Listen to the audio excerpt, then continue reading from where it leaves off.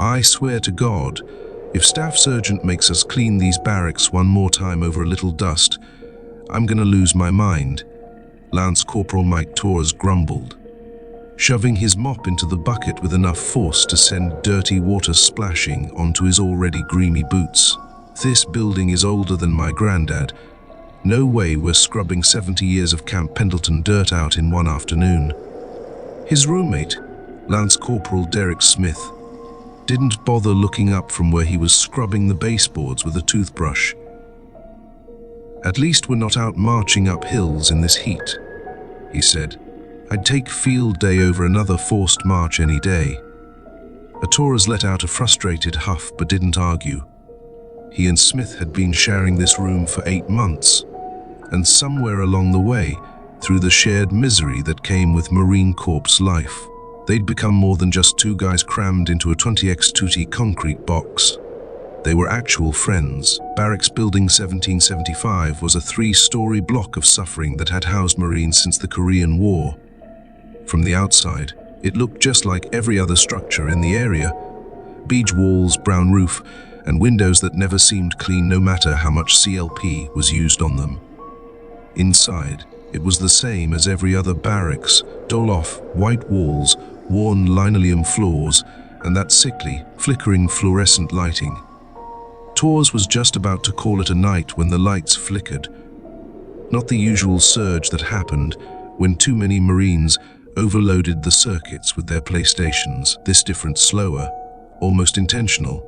You see that? Smith finally asked, glancing up from his cleaning. Yeah, Torres muttered, frowning at the ceiling, probably just. His sentence cut off at the sound of boots hitting the linoleum outside their door. Heavy boots, moving with purpose, the kind of footsteps that usually meant an NCO was on the way to ruin someone's night. But it was 1:30.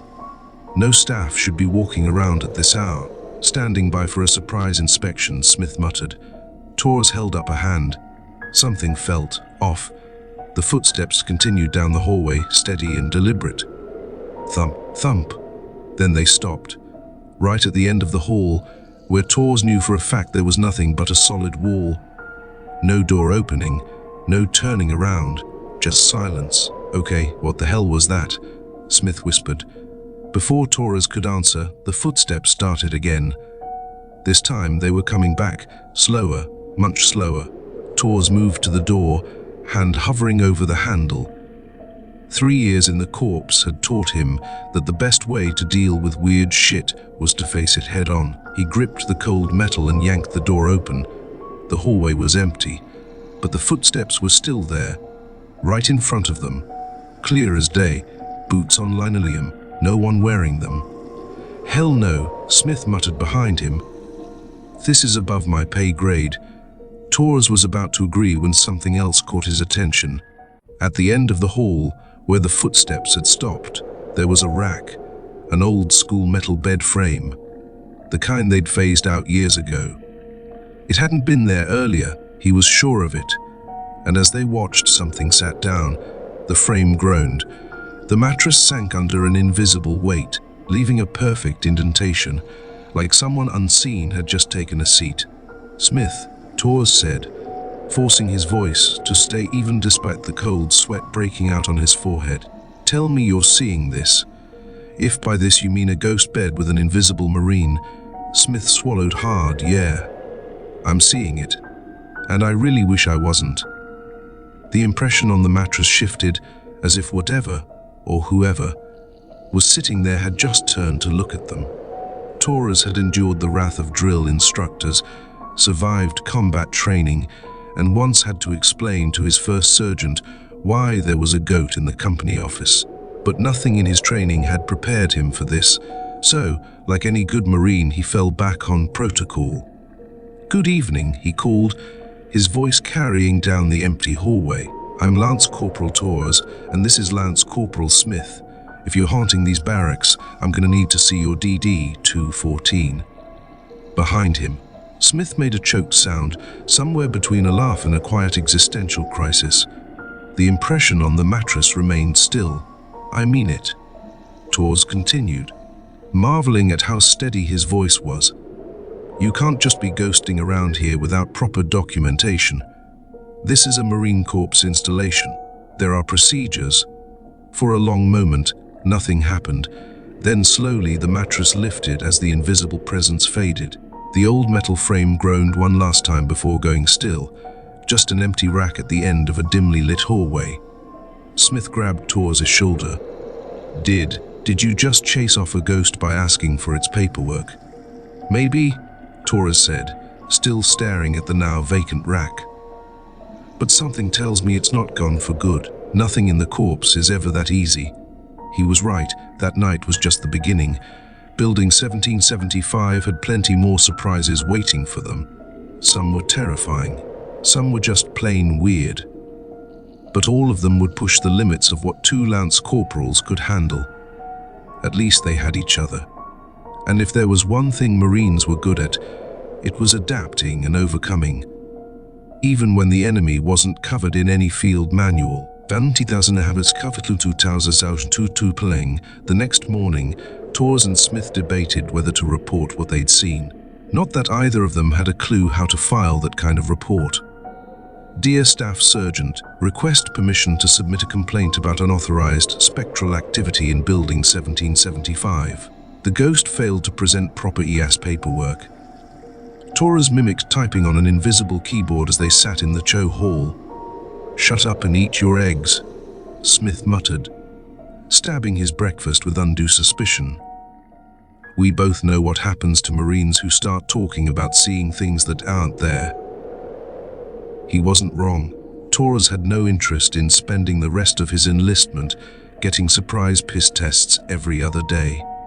Besides, in the harsh fluorescent light of morning, the whole thing felt almost ridiculous. Almost. That illusion held right up until they got back to the barracks that evening. Their door was open. You leave it unlocked? Smith asked, already knowing the answer. No Marine who'd survived 3 months in the barracks left their door unlocked. Negative, Torres replied, approaching cautiously. With every step, the temperature seemed to drop. By the time they reached the doorway, their room was freezing, and despite the lingering September heat outside, everything inside was exactly as they'd left it, except for Torres' rack. Every item, his sheets, blanket, pillow, had been folded with perfect hospital corners, so precise, so crisp, that a drill instructor would have shed a single tear of approval. Well, that's different, Smith said, still lingering in the doorway. Aren't ghosts supposed to mess things up? This one's making our bunks. Torres moved closer, staring at the immaculate folds. They were too perfect. Better than anything he'd ever managed, even under a DI's watchful glare. He reached out and ran his fingers over the blanket. It was cold. Not just cool from the air conditioning, but the kind of cold that etched deep in his fingertips. Look at this, he said, pointing to the edge of the blanket. Barely visible, tucked along the hem, was a faded name tape. The kind they hadn't used in decades. Back when utilities were plain olive drab, the stitching was old and worn, but he could just make out the letters Harrison. Well, that's terrifying, Smith said with forced cheer, the tone Marines used when faced with something entirely beyond their pay grade. At least we've got a name now. Think we could look him up? Torres was about to respond when both their phones buzzed at the same time. A new message in the platoon group chat. All hands, 2000 formation in the quad, full kit inspection. No excuses. They looked at each other. Then at the perfectly made rack. Then back at their phones. You think Staff Sergeant planned this? Smith asked. Torres exhaled slowly. At this point, neither of them had an answer. But one thing was for sure. This wasn't over. Not by a long shot. I wouldn't be surprised if he called the formation himself. Torres muttered as he grabbed his gear, probably pissed at our lack of attention to detail. The formation was exactly as miserable as expected. Standing at attention under the harsh glow of the parking lot lights, they endured Staff Sergeant Weber's inspection in silence. Torres, Weber barked. Your gear is actually acceptable for once. Smith, your canteen's missing its rubber gasket. Fix it. As Weber continued down the line, Tors noticed something strange. The shadow cast by the light pole behind them didn't look right. There was one too many figures in formation. Trying not to move his head, he counted. The number kept shifting. Then, he felt it. Something stepping out from behind their rank. The measured footsteps were identical to what they'd heard in the hallway the night before. Smith must have felt it too. Tors could see his jaw clenching. Neither of them moved. They'd been in long enough to know that breaking formation was worse than dealing with whatever this was. The steps stopped right behind them. A presence loomed closer, scrutinizing their alignment. Tors could have sworn he felt breath on the back of his neck, except that wasn't possible. Division, Weber called. The fallout, as the formation broke, Torres turned, and for the briefest second he saw it, a Marine, faded utilities, cover squared away, ribbons gleaming. Then, nothing. Smith started. Yeah, Tors cut him off. Sort, Harrison, probably. Gus Smith exhaled sharply. You think he's gonna keep inspecting our gear? Torres smirked. Once a Marine, always a Marine. Right. Apparently even after death. They walked back to the barracks in silence, both lost in thought. It wasn't until they reached their door that Smith spoke again. You know what's actually bothering me, he said, checking to make sure no one was in earshot. I'm more worried about failing his inspection than Staff Sergeant Weber's. But Tors let out a short laugh, but it was a nervous one, because he felt exactly the same way. That night, as they lay in their racks trying to sleep, the temperature dropped again. Neither of them acknowledged it, but they both heard it. Boots, making steady rounds through the building. Every hour on the hour, like clockwork. Just before Tors drifted off, he muttered, well, at least we've got the most motivated firewatch in the corps. From somewhere in the darkness, he could have sworn he heard someone laugh. 3 days later, Torres was cleaning his rifle when Smith burst into the room, face pale, an unusual sight for him. Dude, Smith said, shutting the door behind him way too carefully. I just talked to Ramirez from 2nd Platoon. Apparently, Building 1775 has some history we should probably know about. Torres set down his cleaning rod. Yeah, what kind of history? The kind that explains why our resident ghost is such a hard-ass about regulations.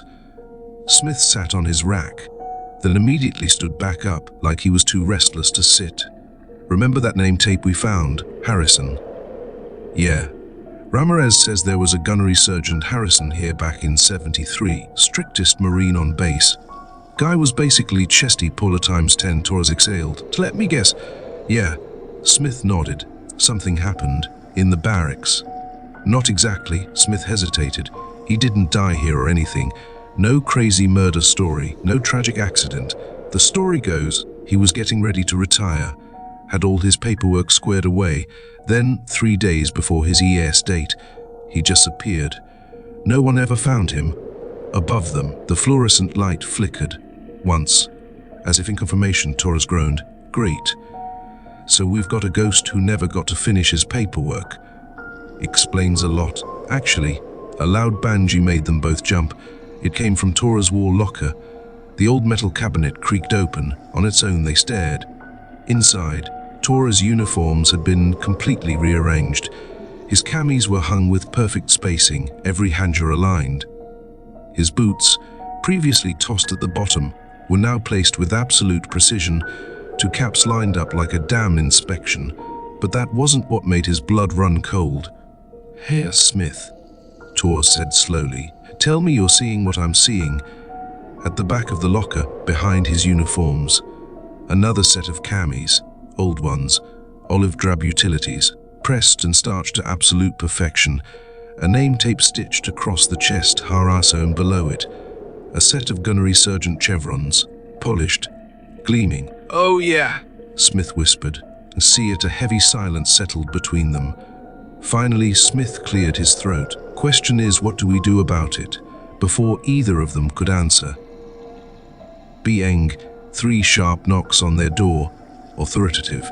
Both of them snapped to attention instinctively before they even processed what they were doing.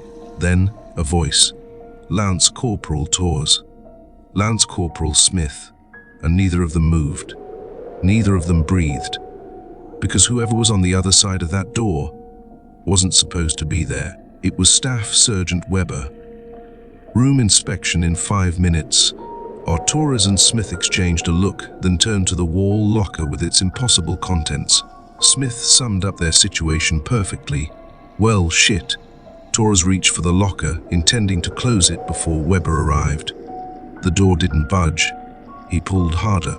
It's stuck, he hissed. 2 minutes. Weber's voice echoed down the hallway, accompanied by the sound of him obliterating some unfortunate Marine over their room's condition. Smith joined Torres, both of them yanking at the metal door. It wouldn't move. It was as immovable as if it had been welded in place.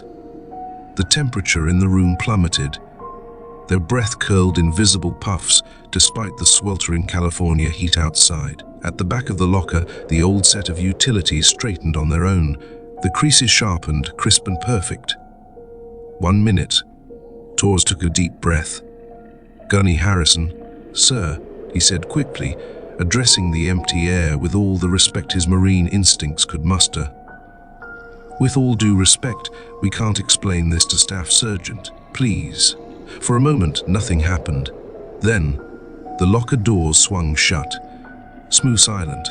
The latch clicked into place just as Weber's knock rattled their door. Enter. They called out in unison, standing at attention. What followed was the most thorough inspection either of them had ever experienced. Weber checked everything, under the racks, behind the desk, even inside the mini fridge. But when he reached Torres' wall locker, something odd happened. His hand moved toward the handle, then jerked back as if he'd been shocked. Weber stood still, staring at the locker, his expression unreadable. Finally, after a long pause, he muttered, "Everything appears to be in order." His voice was unusually quiet. Carry on. The moment the door closed behind him, Torres and Smith stood frozen in place. Did he just, Smith started, feel something? Torres finished. I think he did. Torres cautiously approached the locker. This time, the door opened normally. Everything inside was exactly as it should be. No old utilities, no extra uniforms, but the air inside the locker was still unnaturally cold. And there was a familiar scent, one Torres hadn't smelled in years, the sharp bite of military-grade starch and boot polish, the kind they didn't even use anymore. You want to know what's really weird? Smith asked, examining Torres' now flawlessly arranged uniforms. These are actually better than they were before. Hell man, look at these creases. He was right, every uniform was pressed to perfection, each crease sharp enough to cut paper. Jesus, Torres muttered. Maybe I should thank him. As if in response, his bootlaces, previously tucked in, suddenly tightened themselves. Torres froze. Smith smirked. I'll take that as a yes. Then he grinned.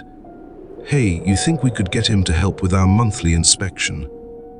The temperature dropped another 10 degrees. Take that as a maybe, Torres muttered. But something tells me the standards might be higher than Staff Sergeants. From somewhere deep in the barracks, the sound of boots on linoleum echoed. Steady, measured, Gunny Harrison was making his rounds again. And the newest residents of Building 1775 were beginning to realize that having a ghost senior NCO might be both a blessing and a curse. Kentatuten Triplus Tuntriazen Tulitol of the next challenge, a boot in Building 1775 the following week. A fresh from boot, Camp Private First Class named Rodriguez was assigned to their floor. Torres and Smith stood in their doorway, watching as the new Marine struggled with his sea bag, looking comically lost in the way only boot Marines could. Think we should warn him, Smith muttered. Torres shook his head. About what? Our friendly neighborhood ghost. Yeah, that'll go over real well.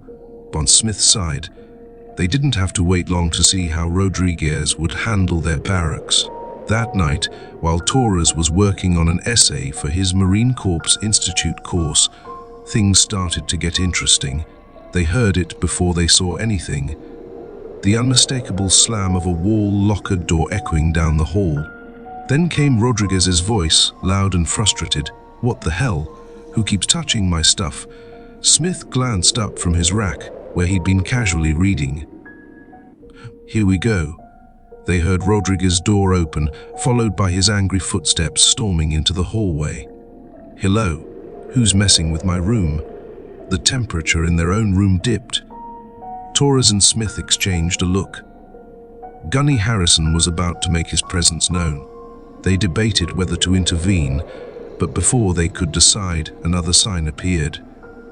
The building's ancient radio crackled to life in Rodriguez's room. Through the thin walls they heard it, the staticky, distorted sound of morning colors. At 2200, Rodriguez's voice faltered. "What the?" Then came the footsteps. That steady, deliberate march, boots on linoleum, moving with purpose. Torres could picture it perfectly. Rodriguez standing in his open doorway, staring at an empty hallway, yet hearing the unmistakable approach of someone he couldn't see. "Oh, hell no." Rodriguez's voice cracked. "You gotta be kidding me, no. Nope. No freaking way this is happening." Then came the moment Torres and Smith had been waiting for. 3 sharp, authoritative knocks. Gunny Harrison's signature. Silence. Rodriguez must have opened his door, because what followed was the distinct sound of someone snapping to attention. Then, a strangled, "Good evening, sirt." Torres and Smith looked at each other. Rodriguez had just addressed thin air as "sir," which meant he was seeing something they hadn't yet seen. Smith gestured toward the door. "Think we should?" Torres nodded. They stepped into the hallway. Rodriguez stood at rigid attention in his doorway, staring straight ahead at what appeared to be empty space.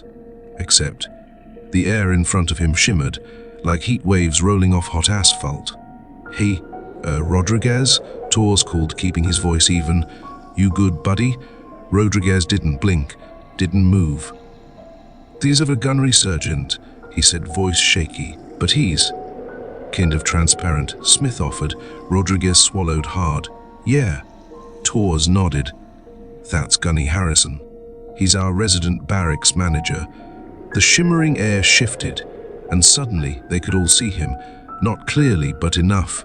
The crisp outline of utilities, the squared-away cover, that rigid, no-nonsense posture that only career Marines seemed to perfect. Rodriguez's eyes widened. "Is this some kind of joke? Like a hazing native?" Torres said, forcing his voice to stay steady despite the icy chill rolling off the figure. "Gunny's been here since '73. He's particular about how things are run." As if to prove the point, Harrison's barely visible form moved past Rodriguez and into his room. The sound of hangers sliding echoed from his locker. Boots shifted. The precise movements of an experienced Marine ensuring everything was squared away. Then, for the first time, they heard him speak. "Your uniform is unserviceable, private." The voice was exactly what you'd expect from an old-school gunnery sergeant. Gravelly, authoritative, and carrying a weight that made lance corporals instinctively check their gig lines. "Those creases are embarrassing, and your cover looks like it's been crapped on and tossed in the wash." Pud Rodriguez stood there, mouth slightly open, watching as his uniforms rearranged themselves with supernatural precision. "Yes, gunnery sergeant," he stammered. The figure shifted, bent down slightly, inspecting Rodriguez's boots. Then, "Jesus, Mary, and Joseph," Harrison's voice boomed. "What the hell did they teach you in boot camp? These look like something a Soviet would wear." But Torres and Smith fought hard not to laugh as Rodriguez's boots suddenly began polishing themselves. The dull leather shined, the scuffs disappeared. Within seconds, they had a mirror finish, the kind that would make a drill instructor weep tears of pure joy. Rodriguez swallowed again, still locked at attention. "Is this normal?" he whispered. "Depends on what you mean by normal," Smith replied. "But if I were you, I'd make damn sure my gear stays squared away from now on." Rodriguez didn't argue, because he knew Gunny Harrison would be watching. "Welcome to Building 1775, Smith said, clapping Rodriguez on the shoulder. Standards are high, and the senior NCO never sleeps. Rodriguez didn't even flinch. 2 weeks after his introduction to Gunny Harrison, he was surprisingly well adjusted to their spectral barracks manager. Now, the entire building buzzed with nervous energy. The battalion commander had announced a surprise health and comfort inspection. Everyone knew it would be the most thorough inspection of the year. "You think Gunny's gonna help us out?" Rodriguez asked, adjusting his already perfectly folded PT gear. Torres had to admit, Rodriguez had come a long way. He could now talk about their resident ghost while maintaining perfect military bearing, which was more than most Marines would manage. "Hard to say," Smith replied, reorganizing his wall locker for the 3rd time that morning. "He's been extra active lately. You notice how cold it was in the head this morning?" Torres nodded. The bathroom mirrors had frosted over, despite the California heat. And while he was taking a shit, he could have sworn he heard Cadence being called in the empty shower area. "Something's definitely up," Torres muttered. He's never been this present before. As if on cue, the temperature plummeted, the fluorescent lights flickered. Then, every single door in the barracks slammed shut at once. The boom echoed through the building like a rifle volley. Smith stared at the door. Well, that's new. Then their radio crackled to life. Not static, not morning call, something else. An old, scratchy recording, like something pulled from a Vietnam-era tape. Attention on deck. The voice was crisp, sharp, and definitely not coming from their cheap-ass radio speakers.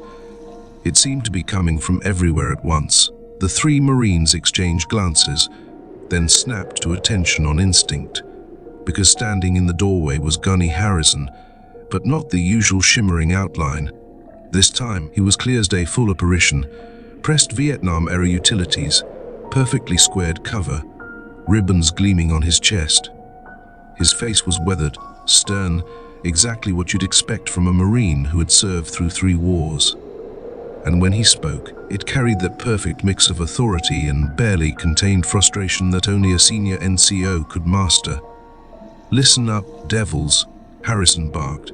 "The battalion commander will be here in exactly 2 hours. This building will be squared away, or I will personally haunt every single one of you until your ES date.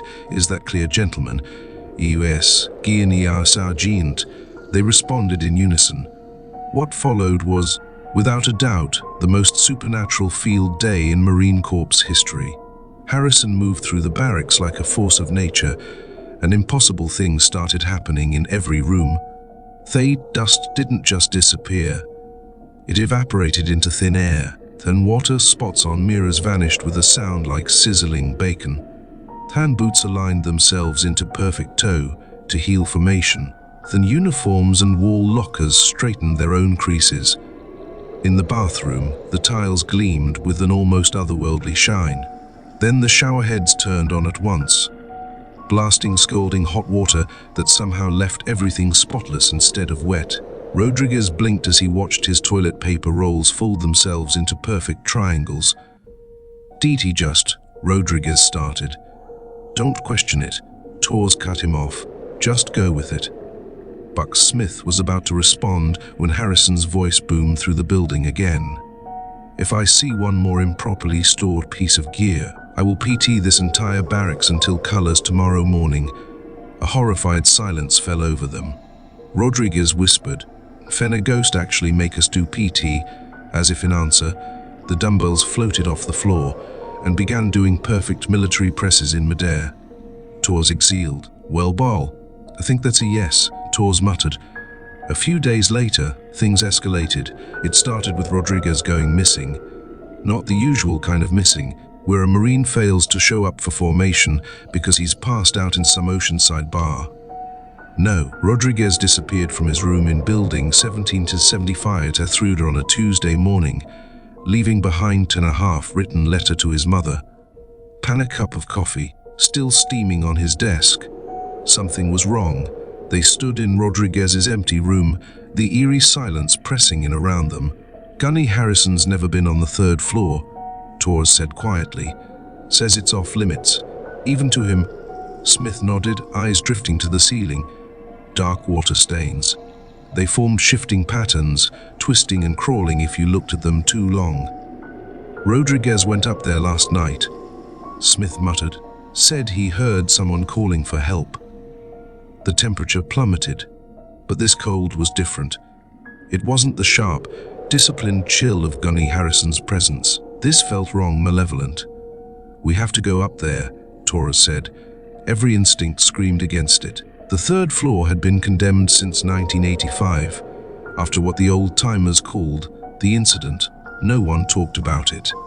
The stairwell was supposed to be chained shut, blocked off with a rusted padlock that looked older than either of them. But now, the chains lay on the ground, snapped clean through. The third floor felt wrong. Their boots echoed differently, hollow, wet, even though the floor was bone dry. And the smell, it shouldn't have been possible. Not this far from the coast. But the air was thick with the scent of old blood and seawater. Their flashlights cut through the darkness, and something moved. Not Harrison's familiar outline, something else. Something that crawled along the walls, leaving behind glistening trails that pulsed in the dim light. Rodriguez, Smith called out, tense. A sound came back, not quite a voice, not quite a scream. It could have been Rodriguez's voice, once. Then they saw it, his cover, floating in a puddle of what they desperately hoped was water. But the liquid was black under their flashlight beams, and the cover, it was moving, twisting, bending into impossible shapes. Smith, Torres whispered, stepping back. I don't think Gunny Harrison is the only thing haunting this building. The temperature dropped again, then came the footsteps. Not Harrison's discipline, steady stride, something heavier, something dragging itself toward them.